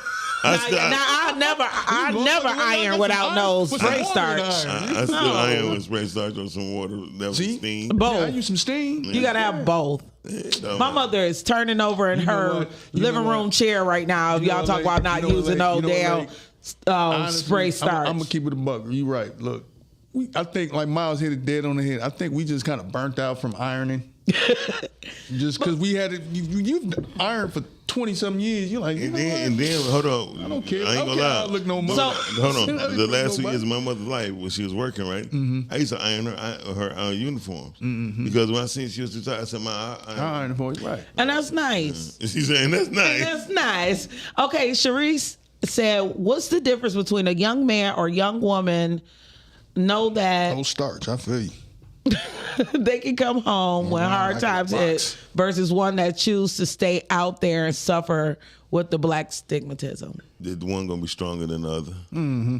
One gonna be able to take them punches. One gonna be able to gonna have thicker skin. Yep. The one who chose to stay out there and still survive and keep going, and not a crackhead or on drugs or on disparity.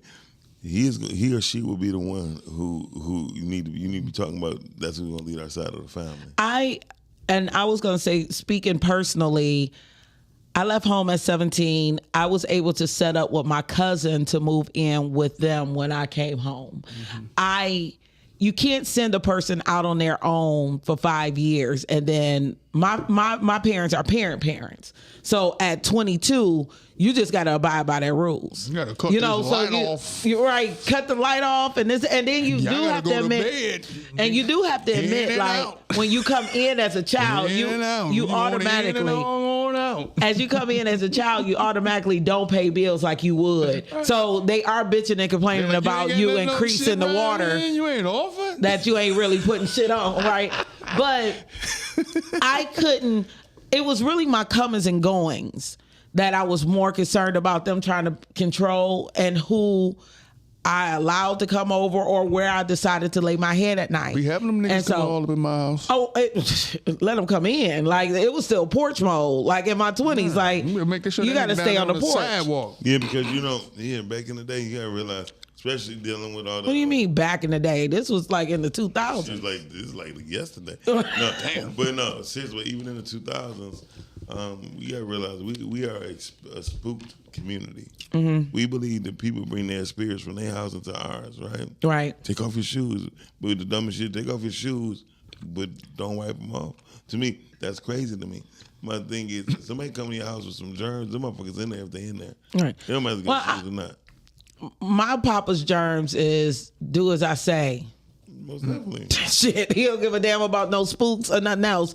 He is the head of his household. Turn that light off. And what he says goes. So shut the fuck up. After Wheel of Fortune, shit start to shut down a little bit. He don't be wanting people walking around, like older people start sunset. And it wasn't until I needed. So I got kicked out of my cousin's house. I was able to go home. I think I stayed there for like 2 months. before. What you got kicked out for? No, I didn't even. That's a whole different story. That's Scorpio shit. I ain't do nothing wrong but pay my bills. But she didn't want me there. We love each other now. It's all good. Actually, I did find a house during that time. I moved right into the house. I got roommates because we're young. So I was very versed in sharing bills. That's why I'm like, I don't understand why people still don't get together communal. Because going back home doesn't mean, you don't have to go back home to do this. You don't have to do it alone. You don't necessarily have to do it alone. But we got roommates. And me and my homegirl and then my homeboy, we made sure. That's your dad. We made sure that we kept our home for the longest. And when I lost my second home, I got me a place. It wasn't until I got pregnant with my son that I was unsure how I was going to raise this little person and get out there and hustle and work.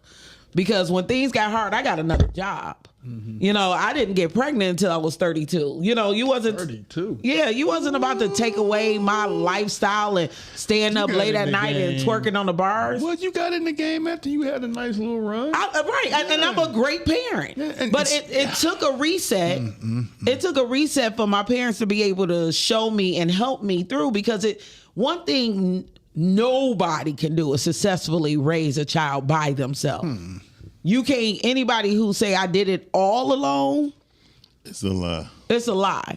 Even if you have the school system, the school system was there. Babysitting was there. The daycare. It takes a village. The village is iffy, but I remember I was paying $253 a week for Keen to be in daycare. Yep, daycare is a lot, and they came out of my pocket. Every fucking week. I had to go home. That was more than rent. That was $1,000 a month just to watch this little nigga for. Right, so I could go to work. I was making $2,000 a month and giving them $1,000. We call that backward hustling. Hustling back. Definitely. I'm going backwards with that. And that's how you usually get set up to fail. Now I have a question for you guys, both of you. Why do you think that the Black success story is often tied in with those who move away from home? Because you are not. It's in the Bible. You are not loved or respected in your very own home. God love a child that got his own. I don't understand what y'all saying. God love a child that has his own. Go out here and get your stuff together. And the closest you are to a person, the less respect you have for them. Exactly. Because you know so much about their business. Too close to the sun. Yeah, and you be like, I remember when you were in this you be like, I'm not that no more. You know what I mean? And so people put false or your pasthood on you in your present. And it's not right, and then they get caught up and lost on that. You can't really call, say if it was your parents, you can't really call them out until well after you 40. Yeah, I think I can't call my parents out until y'all done met my parents. Me and my brother, we stay in our lane, man. Yeah, or our own homes. I'm a habitual line crosser because I was an original black sheep of a kid growing up. So I was a troublemaker. So I called my father and my uncle out on a road trip. And my mom was in the car and my aunt, his wife, was on the phone. I gave them niggas the business. Because I'm driving. Y'all want to die? Shut up. Oh, gosh. Listen, I had them by hostage. You went on the Pisces run. You lucky they ain't slit your throat. There wasn't no Scorpios in the car. They're military, and they could have. Right. But I'm driving and I'm doing 90 on 94, in a pickup truck, straight up, y'all gonna hear me out. And they heard me out, and they came from it. I didn't talk to them for 2 weeks. You probably gave more than an earful. No, I gave them their business, and they probably felt guilty. Listen, a lot of parents feel guilty for what they did in the past to their children due to the fact that when a parent want to be better, when the parent want the child to be better than them, they feel they should be more harsh, right? Right. When in fact, like I told people, in the storm, right? The storm don't matter what kind of flower you are, nothing is blowing is doing what it's supposed to do. Right. But once that wind is gone, the resistance has been shown what you can stand and what you can take. Absolutely. But then the parents sometimes had a tendency to push more on you, right? Because they feel like, well, that wasn't no storm to me. Right. And that's not fair. But it's also not fair for them. And I think that as we get older, we realize what their life could have possibly looked like. I remember like my mom was getting maybe $70 a week or some dumb shit for child support when my dad was paying it. And I had an attitude because my cousins could always afford like the starters jackets with the big ass Raider on it, or they had troops, I had noops. You know what I'm saying? My Nike switch was backwards, there was forward. I had the lottos on. I ain't had no lottos. I ain't had nothing. And so I felt like $70, if you could just give me my money, then I could go out there, I could save it, and I could get the coat, and I could do this, and I could do that. And my mom was like, you have no clue. Mm-mm. You know, shortly after that, my dad stopped paying. And then, but for her, that $70 wasn't even covering the phone bill. Because you used to have to pay long distance rates too, and then he had to nurse a call, collect. He did it on purpose. He's getting his money's worth. Get his money's worth. No, so Ms. Page asks, have any of you wanted to go back home when things got difficult, or just wanted to go back for somebody to talk to? Well, I'm not gonna lie. With me, I couldn't. Right. So, that's what I'm saying. Life experiences would change how you view life. That's what when people are like, Miles, no, that's not true. No, it's true. Mm-hmm. It's really true. You can do whatever you put your heart to. You can do it. Just like you want to put your heart into going out and partying. Mm-hmm. You can do what your heart into doing whatever needs to be done. And I learned that a long time ago. Like, my friends like, Miles, you ain't coming out? Nah, nigga, I can't. You know what I mean? Right. My rent 15. Yeah. My rent 15. You know what I mean? And so I'm trying to, and then I just got me another car. And so that car, I never had a note, but I always paid for my cars. But at the same time, it's like, people don't understand when you are the sole provider of your own life. Right. And when you don't have nobody you can call, like, hey. You ain't got no safety net. No safety net. Look, I got to bat 1,000. I got to hit every ball out the park. Mm-hmm. Look, not only do but listen, one thing you're going to walk away from is I can hit, pitch, play first, second, third, and outfield. There you go. That's the only way, that's the attitude when you don't have that safety net. And sometimes pushing you on off the cliff, get on up off the porch, them kids is the ones, look, I don't like listening to nobody who ain't never been through shit. Mm-hmm. They ain't never went through no trials, no struggles. I do. What? You I would say no struggles? I don't relate to that. Right. I have a safety net, but I don't want to use it. Like at this point, you don't have to. No, I'm just saying, like at this point around, I want to be the provider for my parents to have a place to say, like I'm trying to put myself in a position to be their safety net. Now, I would say one of the things I would love. Your brother to me. I'm the boss. Right. I got it. No, but my brother gonna help. Shit. No, I can't do this alone. No, he not. Yeah, he will. Look, you talking about pancaking. You know what pancaking is? No. Let me explain something. Let me put this in the black lexicon. Okay, well, before you do that. Okay. So coming back home, though, what I would like to do is have a communal area for my family to be close, because there's children being brought up in our tribe. Mm-hmm. It would be my dream, ultimately, to have a home big enough where we all could be together and separate. Like enough space to actually. Is it paid for? That's the thing is, if everybody. If everybody is spending a little bit out on their vices, car notes, or different things, like if we all lived in the same house, every adult shouldn't have to have a car. Every adult shouldn't be paying on a car note. Like everybody shouldn't be paying on a mortgage. Or, if we all paying house insurance, that money could be collectively put together to pay the insurance on a bigger home. So you got to ask yourself this one question. Nope. All right, then don't ask. No, go ahead. Who's going to pay for it? Who's going to fund it? Who's going to see? Because here's the thing. It's going to always be that, well, I don't like her. She handling the money. Mm-hmm. I don't like him. Look, I don't like Earl because Earl want to build a retention pond. Mm-hmm. And it's going to be, and who going, nah, I'm getting tired of them folks. And look. But you heard me say and listen, that it was a dream. Yeah, I did. And my papa, I know my dad. Yeah, you know, my dad ain't gonna conform or change anything about the way he is to make it work for everybody. Right. And he wouldn't be the only one in the household. So can I talk about pancaking? Yeah. As you're the oldest child. I'm not. My brother is. But you have a certain responsibility. You have existing parents, right? Mm-hmm. And you have children, and he does. Pancaking is when you are in the middle of taking care of your own children, still having your own life, and then got to care for the elderly. When they're sick, when they're old, like you say, you're trying to foresight the thought of, wow, if I can get this to happen, if I hit this lick. Right. Look, this is what the first thing I'm going to do. I'm gonna commingle us to make it easy. I can cross the street, see mama.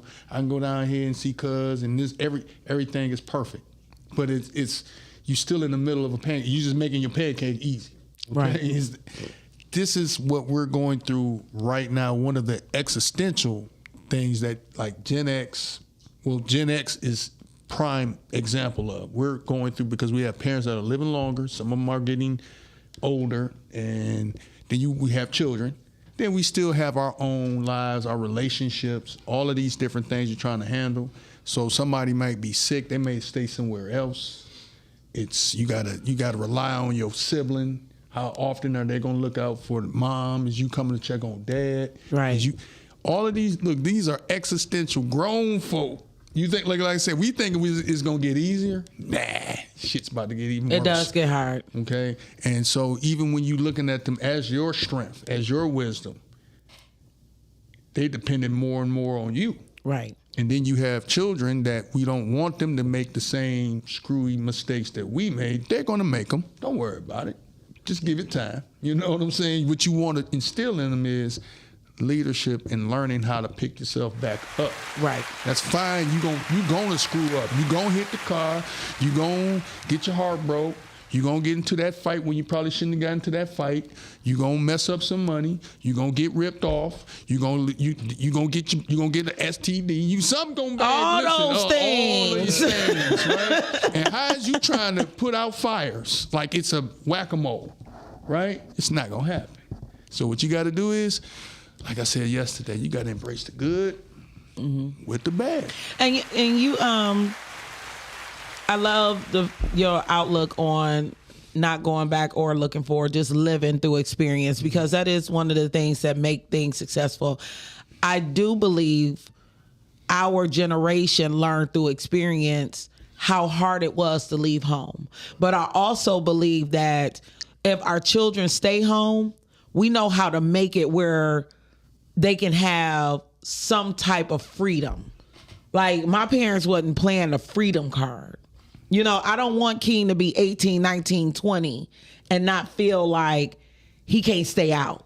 Right. You know, if he's going to be home and he becomes a man and he's working every day, then I got to take the titty out his mouth. You know, shot, bro. Listen. I always tell him, listen, go. Look, if I had a son, see, this is the reason why I probably wasn't a parent. God was like, nah, nigga, you gonna have the worst evil person, child, on the planet. Girl or boy. It was gonna be a terrible situation. We not don't need evil person, child. Like we don't need this slick, oily, extra person like you. But I would have been like, listen, if I got a son, I'm like, look, nigga, check it out. Go up here on this road. This how much this costs on this night, and that night. You ain't nothing up at my house. I'm the number one nutter in the crib, right? So this is the hotel fares. These are places you should go. Oh, absolutely. To go ahead, take your little friend in. And look, don't forget to get some rubbers and all of that. You know what I'm saying? And just live your life. No, I don't. I agree with that 100%. Same with a female. Same with a female. Like you ain't nothing in here, but you can nut out there. You know, like it's okay. Because listen, because my thinking is this. I feel like this.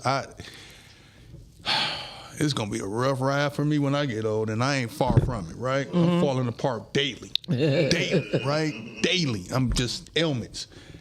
I ain't got no babies, right? So who the hell? I'm feeling like checking into the senior place at 55 and like, I'm done. Y'all gonna be, look, the carrier is already here. I don't care. You can have the check. It don't matter, right? But if you right. I would definitely teach my kid, look, man, this your crib. Like my mom used to like, this your inheritance, this your house. Take care of it. Right. Take care of it, respect it. Because when I ain't here, guess what? I done did all of these machinations so you can have it. Definitely. You know, and then people got to realize too, you don't actually have to have a 30-year loan. Right. You can get you a 15-year, you can get a 5-year loan but you're gonna be having to making substantial payments or whatever. But give it to them early, pay for it off, put it in a trust, put a blind trust, and just feed the trust. That's all you got to do. So what would you guys think the community look like amongst Black people if we did embrace a multi-generation living situation? If we embrace it as a strength? I don't know about that one. Well, you know what? Your mic ain't on. I don't know about that one. From a strength point, there's different ways. You know, like Miles, the Muslim, you ever heard of a WAF? No, that's the first time I heard it. Okay, a WAF is like, okay, say my business, it matures to a certain point where I'm making money, I got employees, you know, and I don't have any stockholders. It's just me. So I can take, I say, listen, I'm gonna put it in a WAF. A WAF is a Muslim system. They have an economic system where, say, my business and your business, say your photography business goes to a certain point, right? So we put it in a trust together. Certain amount of money of our profit goes for libraries, single moms, programs for young Black men, housing, education, food, whatever. And we perpetually do this forever. Now the company still exists. We don't own it and we can't sell it to nobody else. Right. That's how you have Qatar. That's why you got, whether you go there and you wonder why they got all of this stuff, and they have free health care. They drive Lamborghinis like it's an escort. Right. You know, they just discard it because they have certain businesses, certain entities where they take the money, where they can build housing. All the things we can do it collectively. We have to think that other than individual capitalism, this rugged individualism. This is why you're going to have to talk up and speed up because Miles is going to sleep on camera. Oh. Like, That's all he is about dozing. But before you took yourself off camera, I wanted to know why you said it wasn't going to work. Station call me, man. They be dropping the he ain't getting over there getting poisoned. Like you are dozing. Nah, I don't tip. Right. Man, listen, let me tell you something. I have sleep apnea. That's one. And you don't sleep at night. I barely. Yep. And I still wake up at 3:30. And so, hey, it's not season. And I ain't had no sugar, no nothing. Yep. So why don't you get a CPAP machine? Well, I don't want to tell my personal business on air. Okay. Personal life of person. Well, you the one that brought it up. I don't know why people want to bring up personal shit and then don't want to answer the question. You know, at least give us something. My insurance lapsed. Okay, that makes sense. Then you got to pay for that machine, and then they be on your head if you ain't using it. They be on my head. They on my head. Benson, like, I'm trying to reach you. Listen, like I gave theirs back. I took it right to them. Please, like, listen. And then the doctor was like, I don't think you need it. Why y'all trying to bill me? But you have the equipment. I ain't sleeping with a mask on. But hey, it gives you some of the best sleep ever. Do it. Yeah, it does. And I haven't used mine in a couple of months, but I need to get back on it. Wow. But my question to you, you said that you do not think that a multi-generational home. No.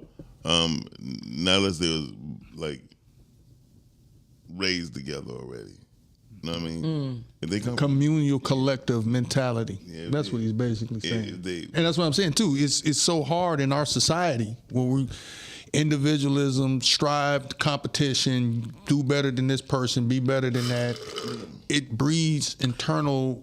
You acting like the females on this show. You ain't even let the man finish. I'm just listening.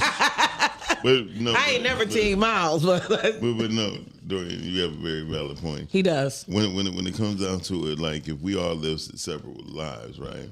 I was roommate with somebody, and I snore, right? Right. And you hear them over there, right? But when they went to sleep, they were snoring. Right. I never once said anything because that don't matter to me. I know we in this situation. Hey, we just got to get through it next few days. Mm-hmm. I'm not gonna bitch and complain about it because that's not me. And nobody can. Now, if you tell me I got to sleep out the side of the door because I'm snoring, we got a problem. Mm-hmm. You know what I mean? And certain things, people don't like to compromise with what they have. They just don't. They want things the way they want. It's a lot of people out here that's selfish in life. That would be my biggest point is the compromising to make it work if you had multiple generational people. I mean, it's like if me, my brother, and my parents live together with our children, you know, my brother shouldn't just be able to lead a house and his kids. Like, but he can do it at his home because he has an older child. Right. But like if we're all there as adults, that doesn't negate the younger kids from bothering me. Right. You know what I mean? So now you out and now I'm just here with little kids. Like, I don't want to be with little kids. So I think that's probably one of the biggest issues. Like you said, like not being able to, instead of me saying, I'm here, I'm not going anywhere. Right. The kids are able to have movie time with me. Or y'all just every month y'all pay for a nanny together. Yeah, right. To where they're there. And when they work 8 hours a day. Don't get that one cousin that ain't doing nothing. Like you gonna take care of everybody. You gonna shut up. This is your job around here. This is how you gain shelter. Okay. Yeah. Shout out to my cousin who passed. Her name was named after my mother. Her name was Florence. The family babysitter. And no matter what, she was always at the house. Mm-hmm. And so she cleaned up or whatever. She had to pay no rent. Mm-hmm. You know what I mean? She knew what she didn't do or wasn't going to do. So she did everything they had to. So yeah. Leon, him said you don't need it. Leon Stentz? Yeah. There's a new thing that goes under your skin. You don't need it. I don't know what you mean. I don't understand. I don't have it on my feed. Those are YouTube people comments, huh? But it's all good. How you got to get to that? You know. Mm-hmm. How you do that? What? It's a Facebook Live, but Facebook? Whatever he got going on, that's fine. I hope that brings generational wealth and change the stigma in Black communities with people coming home and living together. So, no, but when you really think about it, though, seriously, when you come home, a lot of people don't want to go home because they lie. A lot of people lie about what they was doing. Then you got family secrets. That's the number one problem in Black people. You say people don't want to come home because they lie about what they're doing? What they're doing, what they did. So you got, especially in this damn time. Mm-hmm. So and people be judging you and all that. My homeboy daughter came home. She said she already got a degree and all that. She lied. She lied. Yeah. I dropped out. Yeah, and he said, why you just didn't tell me that you dropped out? I didn't want you to be disappointed. No, I'm disappointed because I could have saved my money. See, that is the thing that I've noticed with people. They're still taking the money. And that's not the sleep apnea thing. Oh, okay. Yeah, the thing that they do have something you can put under your skin. Yeah, I'm afraid about that. Put a chip on you. Tamu said after her divorce, she went home, and since she's the only child, her mom was happy to have her there. Hell yeah. And that is one of the things that I think about. Like, my mom has a husband, you know, and I'm hoping to see my parents here for a few more decades. But for me, I'm just a single woman. You know, so coming home alone, King didn't. What are you rolling your fucking eyes about? What? I was from yesterday. I was gonna roll my eyes too. Okay, you was rolling your eyes to a nap. Right, he rolling his eyes up. No, but I'm just saying, you don't have to. That's why. I don't have to what? You don't have to be lonely. You don't. King didn't stay home last night. I was just saying, King didn't stay home last night. So when I come home, sometimes it's empty. The house is just empty. Oh. Yeah, when somebody try to rape and take me for their home. They'll bring your ass right back there. They ain't gonna be able to lift me. But that's not the point. And it does get lonely. You'd be surprised. You got some brothers out here that take your ass right up there. See, run you through there. I'm just afraid. Don't do that. I just need him to have his own homes. You know what I mean? Like I'll be lonely for a little while. I just don't need nobody who need me. Put the sock on the doorknob. For what? King don't even be home. Then what you doing? Yeah. What you lonely? ain't lonely. I'm a girl. Oh my God, she ain't lonely. She's just probably discouraged. What's the difference between lonely and being discouraged? Because sometimes you got several men out here that will take you down through there. For real. They ain't gonna feed me though. I don't need to be taken down. I need to be. He didn't really do that. But no, seriously, date you a fat nigga. I would say this. Who's generous? Women get discouraged and frustrated in themselves because it's a lot of things that they fight with. They be thinking like, damn, am I the fuck up? And women never gonna want to admit that they the fuck up. I think it's me. Oh, see, there you go. You already won. Right. So I just stay home. Like, why keep going out there if it's me? Like, if I'm the problem, if I'm not good enough, why am I out here? Why are you the problem? Right. I don't know. No. Why do you think you that's do know? You do know. No, I do know. Okay. But that has nothing to do with coming back home. but this is my honest to God opinion. Part of the reason why I'm the problem is because I did leave home at 17 and I did not fall back on my family's plan to go back home. Mm-hmm. I kept fighting and fighting. Everything that I have, I've obtained on my own and I maintained it. Mm-hmm. You know, even when I lost my home. You an OG, I mean, but I sat there on a goddamn crate waiting on the fucking sheriff department to come take my house. Mm-hmm. But the people who was living with me couldn't be there. You was doing grown folk stuff at an early age. And at early age. Yeah. So then when you are in your mid 40s, mm-hmm.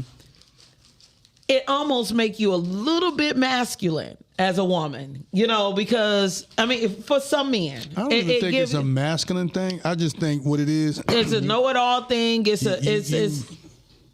You got a certain level of expectations. Probably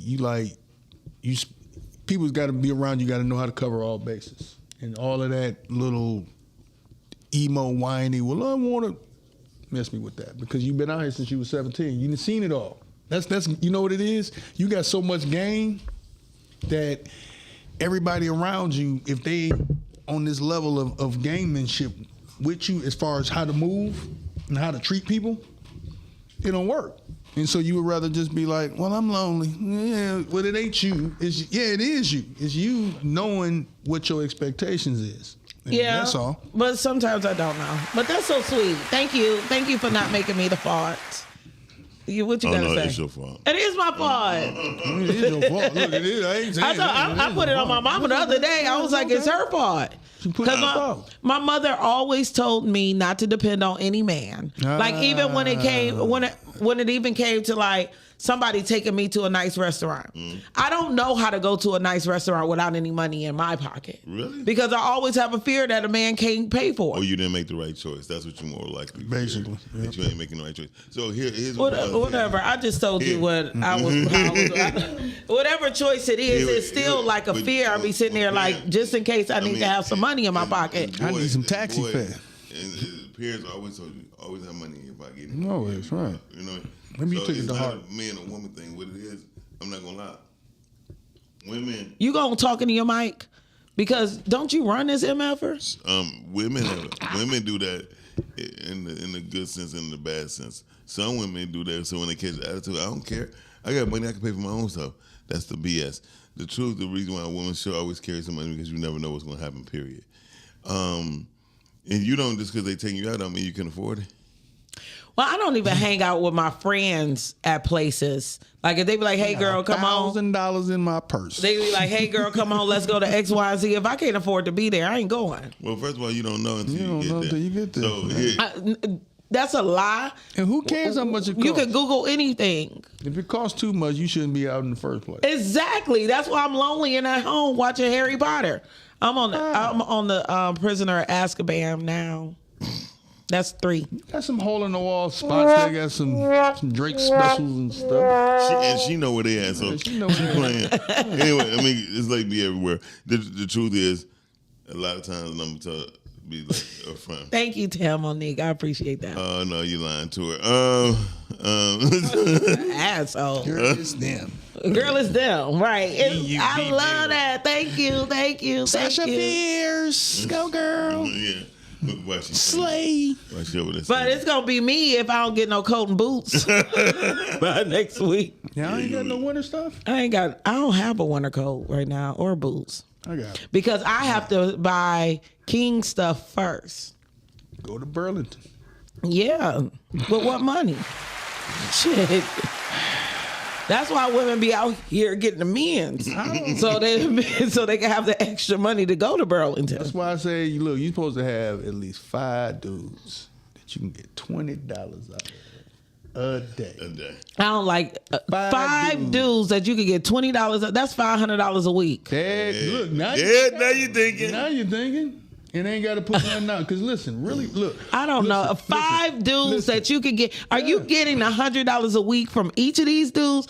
Or are you using 25 men for $20? $20. A day. A day. Oh. You can do that. You can listen. If you had cut that in half, let's say 3 guys, still $250. You're working. I don't. And listen, I know. I can show you how to get it without even putting it out. It's game. It's game. I don't have game. That's crazy work. I'd rather move back home.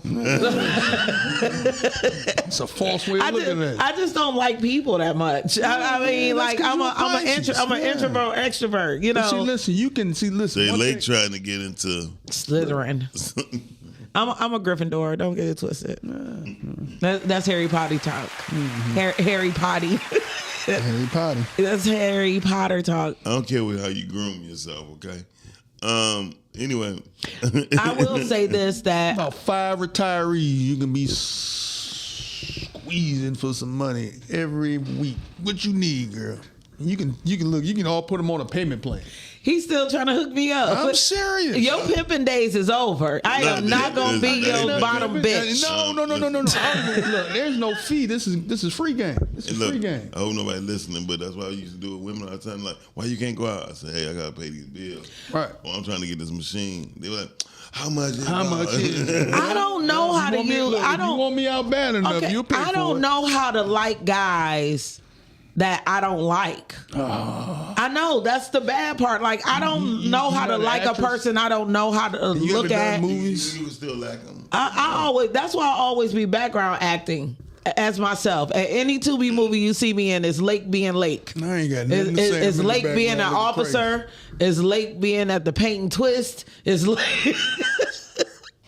I'm just me on a Tuesday. Listen, sometimes that's all you need. But I do not know how to use people that I'm not attracted to. It's not even using. It's them. Listen, it's about selling them a story, right? I mean, yeah. Selling them a story. See, 5 men is too much work. 3. I'm not gonna put you on no pressure like that. Yeah, that's just phone company. That's just phone company. I mean, my thing is, keep the money. I'm trying to help you DoorDash without DoorDashing. I'm trying to help you whore dashing. Without even without whore dashing. Whore dash. I don't want to whore dash. Look, the potential. Listen, they gonna be paying for the potential. Yeah. You ever seen Truck Turner with what's her name, Denise Nichols? She was talking about old girl. Nobody know what you talking about. She made about $1,500 a week, and the nigga ain't even smelt the pussy yet. Yeah, ain't even smelt it. I just want gas. Can I get somebody to fill up my gas tank? You get somebody to pay a car note. Listen, you good. Oh my God! If somebody can pay my car note, quarter of insurance. The best game in the world. OG put me up on this. Just call a woman up and tell her good morning. Good morning. Every morning. Yep, that's it. Every and morning. Just sit here, and then next thing you know, what do you want? But the thing is, that don't work on guys. It does. It does not. Yes, it does. Telling a guy saying good morning to a man every day gets you money. Just call him and say, hey, good morning. I just called to see how you was doing. That nigga gonna pay for lunch. That means that's something he's not getting. Trust some gas. We don't get no attention. No. Listen, I can be. I don't believe men like attention anymore. Y'all barely like women. What? No, stop. We like y'all pussy. That's it. See, I ain't stupid. Let me tell you something. I ain't stupid. $20 a day is not gonna give me nothing but. Y'all lame. Y'all be doing this feels thing. So listen, I can go in on females, but in reality, no, we don't get no attention. We don't get flirted on. Y'all can come into a gas station with rollers, a bag on your head. If your booty is a certain shape, I ain't got no booty. She lost that one. See, that's what I'm saying. I ain't got no ass. She lost that, but you got chest and you got personality. You got chest and personality. But people got to know me. You got Earl in there trying to pay his little $40 worth of lottery, and he'll be like, well, how much you paying for gas, girl? He just he just hit the lottery. Hey, put that 10 on that. Put that 10 on that. Yeah. And he gonna grab you by the elbow. You know, touch a little tickle. Trust me, they out there. That nigga gonna That's fund. okay, I'm fine. He will fund I'm okay. I'm gonna just get a second job. Leroy, I'm good. Look, Leroy wife, and Anybody named Leroy, I don't want to be calling every morning saying good morning. Edgar. All right, Edgar. Oh my God, it just got worse. Melvin? It's the Melvin. It's the Melvins out here. That motherfucker worked for Chrysler for 40 years. I'm gonna rent out my house and just move back home. Look, his wife just died. I'm gonna rent out my house. He owns some hymns. Hey, yo, we about to get out of here. Dorian, thanks for stopping by. Wait a minute. Before we go, shit. Where can you find me? Oh, I don't know. Where can we find you? Here. Every Monday through Friday on the Rise and Grind Morning Show, Dixon 313 on Instagram, or the Mediapreneur on TikTok. The Mediapreneur. I didn't even know you had a TikTok. I learned something about you every day. Now, you have something very special coming up this weekend, right? Oh, Pancakes and Podcast. It's also the relaunch and the rebranding of podcasting. Right here in the building in the Meraki Cafe. We're going from 10 to 1 or 10 to 2 this weekend. So the donation to the pancakes is only $5. You got unlimited pancakes you can eat, and you pay for your own sides. So I'm just letting you know if you want bacon, cheese, and all that. You're going to come out of $40. But the networking is free. Yeah. Is it Saturday? It's Saturday, right down in the basement. And I'm telling you guys, it's like fried chicken. It's a good time to spend with people that's in the industry. If you want to converse or come on the show or find out more about how you get into the industry, please come out. I guess one more Saturday, I got something to do. I will be there, though. Before we let you go, this is part of 40 Things You Should Never Tell People. Your honest opinion about everyone you know. Old grudges you still carry. Legal issues you're facing. Your medical issues, unless it's essential. And regrets that you cannot let go of. And also, never let nobody know that your car down, because they'll blab it all. They gonna tell everybody. Lake. I'm so bad at that, but you talked about it on the show, so I got the information from you. Don't take any wooden nickels. All right, but don't take any wooden nickels. Yeah, because you can't. All right, and don't have 5 men giving you $20 a day. Doing. That shit is Leon busy. Sin said one more thing. He said, the best thing a man can... The best thing a man can you meet a woman is her. If she want to have sex, it's yes or no answer.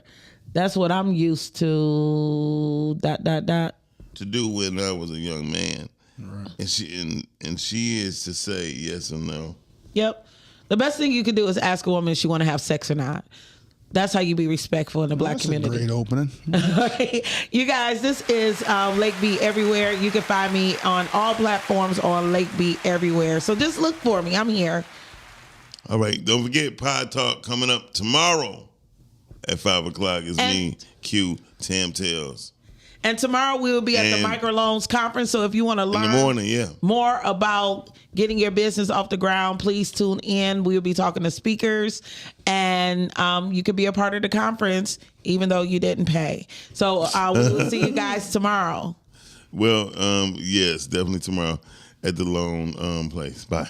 Are you an indie podcast or content creator looking to reach a wider audience? Look no further. Introducing Podcastic, the ultimate podcast network designed exclusively for indie creators like you. At Podcastic, we believe in the power of unique voices and fresh perspectives. We're here to amplify your passion and creativity, connecting you with the growing community of engaged listeners who crave original content. Podcastic is more than just a platform. It's a support system built for indie podcasters, offering a range of resources to help you succeed. From tailored promotional campaigns to professional production assistance, we're here to help you. Show at 9:15 a.m. Monday through Friday, great conversation. appearances, 'cause you